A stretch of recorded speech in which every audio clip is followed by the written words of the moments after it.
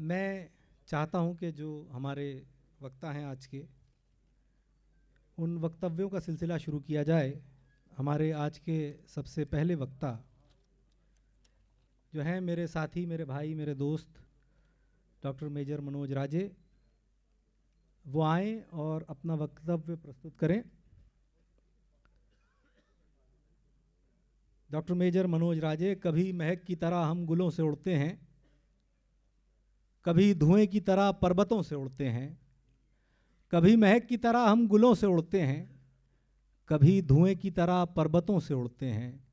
ये कैंचियां हमें उड़ने से खाक रोकेंगी कि हम परों से नहीं हौसलों से उड़ते हैं, कि हम परों से नहीं हौसलों से उड़ते हैं। ऐसे हौसलों से उड़ने वाले समाज के लिए बहुत चिंतित डॉक्टर मेजर मनोज राजे, मैं उनसे कहूँगा कि आएँ और अपना वक्तव्य दें। बहुत बहुत धन्यवाद अब्बास। अब्बास ने बात की हौसलों की, तो मेरा हौसला जो है वो आप सब हैं। देखिए बात कहाँ से कहाँ तक आ गई कि आप लोगों का प्यार, आप लोगों का जुड़ाव, आप लोगों का सहयोग आज हमें यहाँ ले आया कि हम देश के जाने माने टाइगर ऑफ इंडियन जर्नलिज्म के नाम से जानने अशोक वानखेड़े साहब के साथ हम अपने मुद्दे उनके सामने रख रहे हैं। और ये जो संविधान विहीन भारत की जो परिकल्पना है, इस पर जो बातचीत है वो जाहिर सी बात है कि अगले लेवल पर जाएगी। तो आप सभी का बहुत बहुत आभार। अब मैं मूल बात पर आता हूं कि 2 दिन बाद संविधान दिवस है और संविधान को सेलिब्रेट किया ही जाना चाहिए, इसलिए यह कार्यक्रम रखा गया।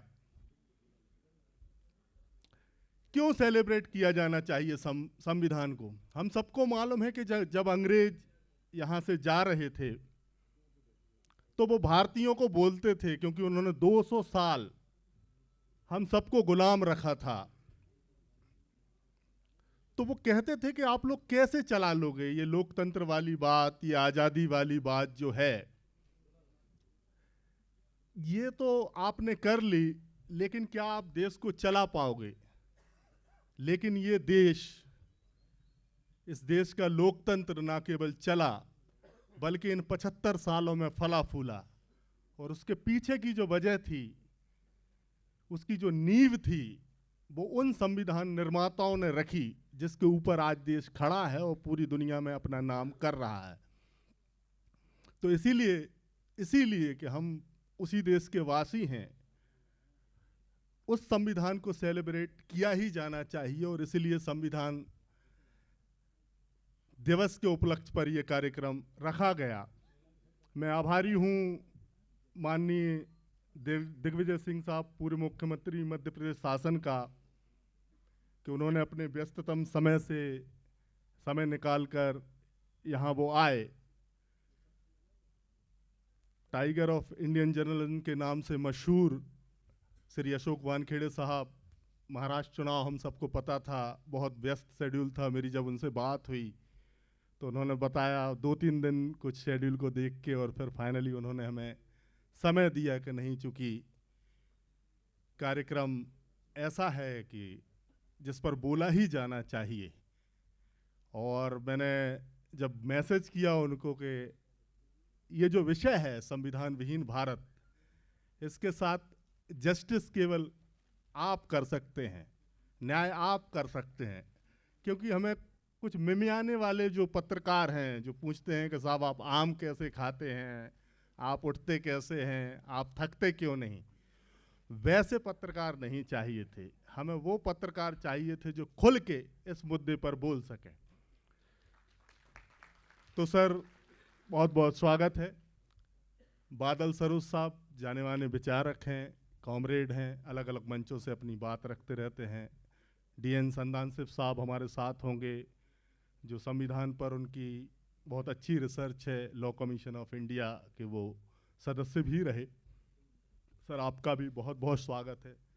साथ ही साथ सामाजिक क्षेत्र की बहुत सारी हस्तियां यहाँ और मेरे सामने भी उपस्थित हैं, उन सभी को मैं नमन करता हूँ और साधुवाद देता हूँ। बहुत बहुत धन्यवाद कि आप लोग यहाँ आए और इसी वजह से ये कार्यक्रम सफल हो पाया है।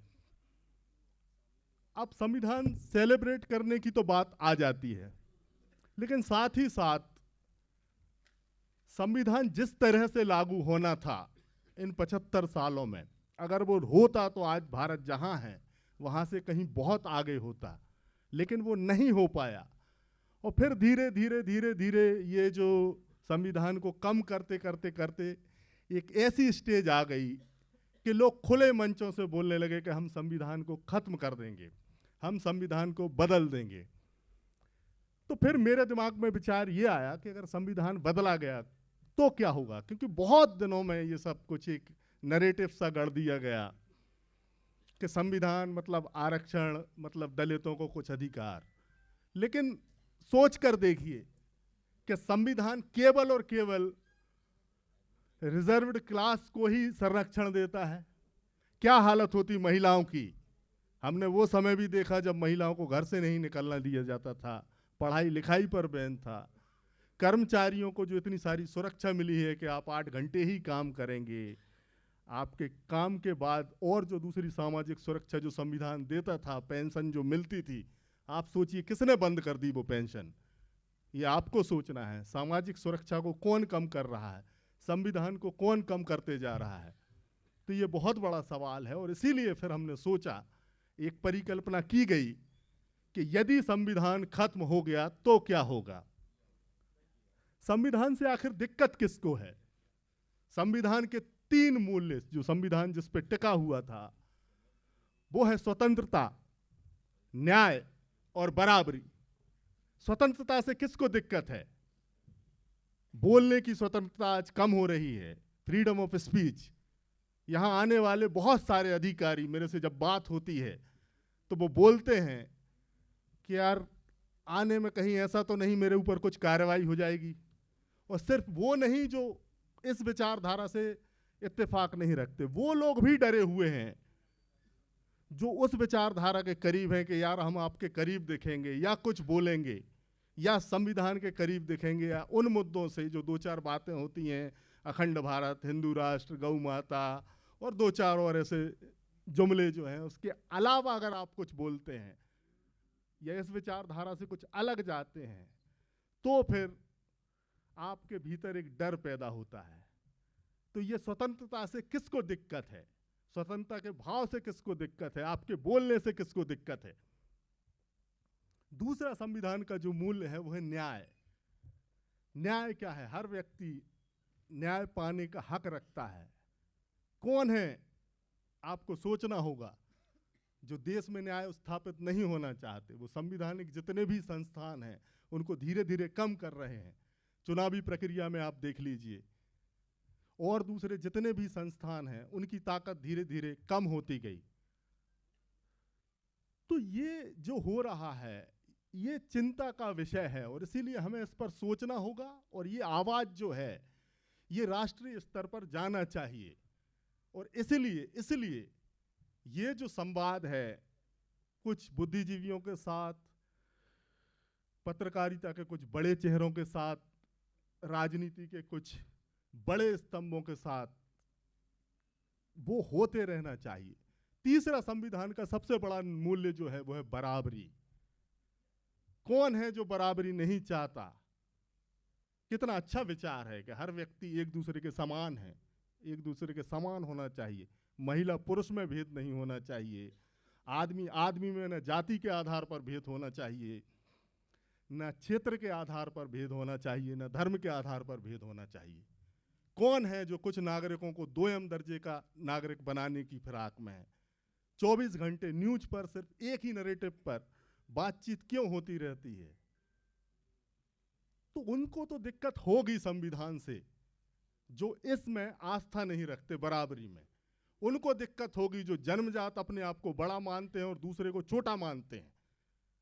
और हम सब, हमारी ये कोशिश इस बातचीत से सिर्फ इतनी है कि जो बराबरी का नैरेटिव है ये खड़ा हो और सब, हर एक व्यक्ति भारत का एक दूसरे से बराबर हो। हिंदुत्व की बहुत बात चलती है कि नहीं साहब सारे हिंदू एक हैं।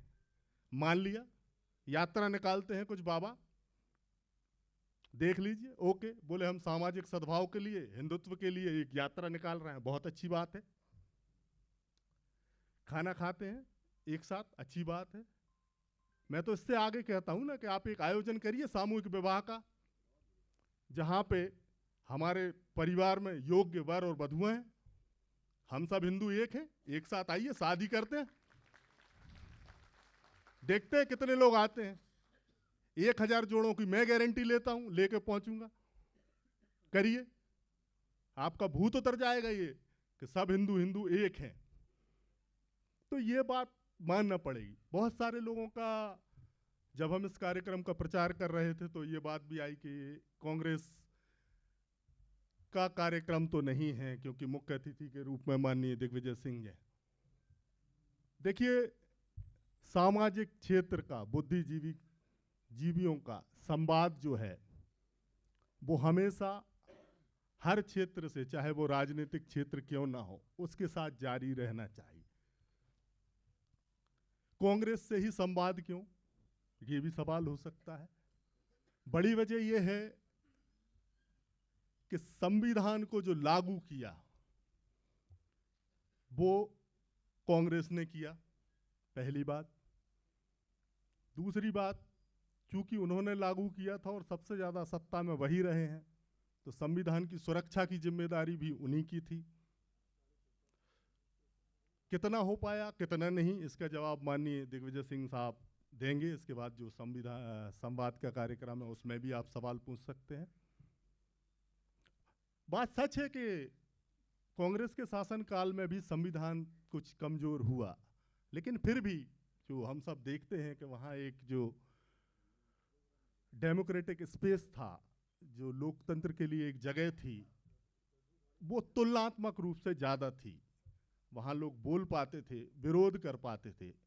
आज का समय ये है कि ना आप एक कोई आंदोलन करने से डरते हैं कि अगर करेंगे तो आपको ये डर होता है कि कुछ हो ना जाए, कुछ कार्रवाई ना हो जाए।